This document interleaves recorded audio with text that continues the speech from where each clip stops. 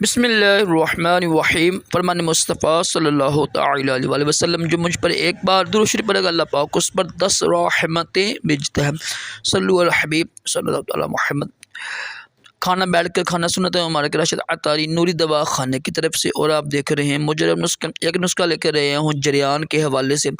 जिनको जरियान हो ना कोशिश करें उनको कब्ज़ ना होने दें, ठीक है। कब्ज़ से बचें, बड़ी बड़ी चीज़ें ना खाएँ, हल्की ग़िज़ा करें। कब्ज़ की वजह से भी जरियान हो जाते हैं। तो ये नुस्खा मैंने आपको पेश करने को, बड़ा ही आसान नुस्खा है। ये नुस्खा इस्तेमाल कीजिएगा सिर्फ 1 महीना, इंशाअल्लाह बड़ा अच्छा रिजल्ट मिलेगा। फिर भी आपका फ़र्ज़ है अपने तबीब से, हकीम से, डॉक्टर से पूछ कर ही नुस्खे इस्तेमाल किया करें। ऐसे नुस्खा इस्तेमाल करना बेवकूफ़ी होती है। पता नहीं क्या मिजाज हो इंसान का ना, मिजाज की पहचान के बगैर नुस्खा इस्तेमाल नहीं करते हैं। ये नुस्खा लिखा हुआ है असगर नगोरी है, मूसली सफ़ेद इंडियन है, और शकाकुल मिश्री है, और मूसली स्याह है सतावर। इस आपका वज़न लिखा हुआ है। इसमें एक और चीज़ ऐड कर लीजिएगा, वो है समुंदर सुख। समुंदर सुख भी जरियान के लिए बेहतरीन चीज़ है। तो इनका सबूत बना लें आप, सुबह शाम पानी के साथ इस्तेमाल करें। इंशाअल्लाह 1 महीना इस्तेमाल करें, लेकिन अपने तबीब से पूछ कर ही नुस्खा इस्तेमाल किया करें, ये बेहतर होता है।